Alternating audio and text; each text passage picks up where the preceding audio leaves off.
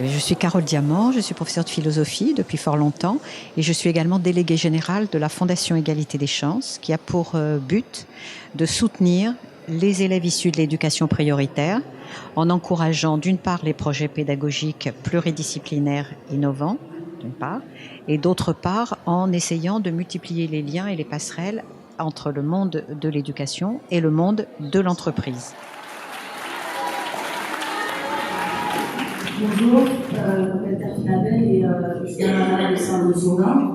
Donc, nous, notre atelier, c'est 4 ans. Donc, on s'est basé sur la notion de savoir-vivre en société. Nous, on a pensé comme quoi c'était nécessaire, en fait, de pouvoir vivre avec tout le monde, que ce soit dans la vie quotidienne ou sinon même dans le monde professionnel. Il était nécessaire de pouvoir parler avec tout le monde sans négliger personne, en fait.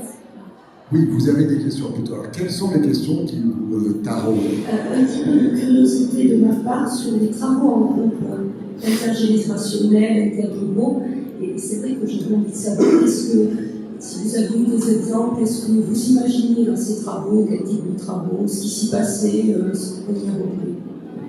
Moi, au départ, avant de penser à ça, je me suis dit que ce serait bien d'avoir c'est un peu gros mot, mais le parrainage, en fait, d'avoir quelqu'un qui est au lycée, qui s'occupe de, par exemple, un terminal, qui s'occupe d'un seconde, ou un troisième qui s'occupe d'un sixième, pour l'aider à s'intégrer dans l'établissement.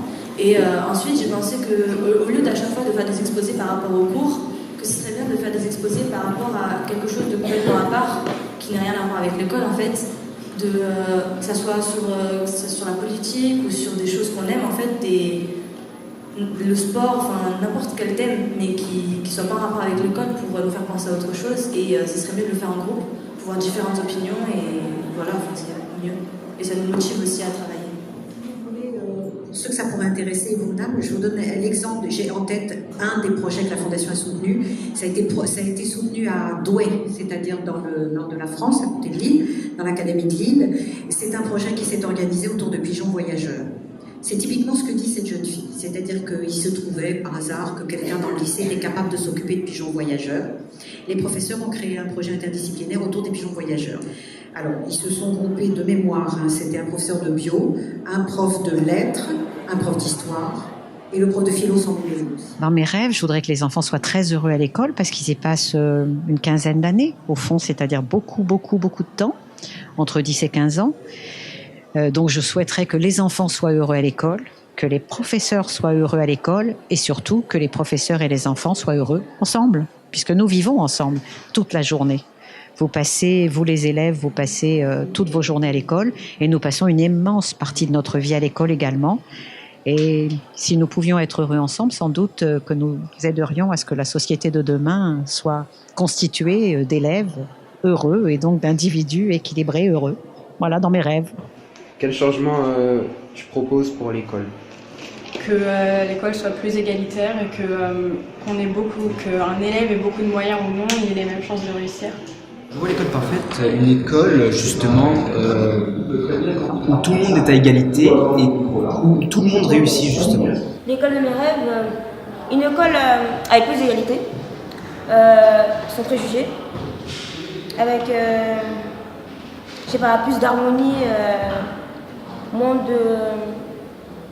moins cadrée, une école un peu plus libre en fait, moins structurée que d'habitude, une école où on apprend à se découvrir. Moi je la vois chez soi, en classe, partout, on peut même être à l'école tout en étant en train de prendre un thé. Tout simplement grâce à la technologie aujourd'hui, qui nous permet d'accéder à des informations depuis n'importe quel point, Wi-Fi, Internet de la planète. Une école où t'as le plaisir d'écouter en cours. Je la vois très ouverte et très diversifiée, avec des matières pluridisciplinaires, où on aurait vraiment le choix un peu, plus de choix de nos matières, ce qu'on aime faire, qu'on pourrait faire en ayant des professeurs qui nous accompagnent.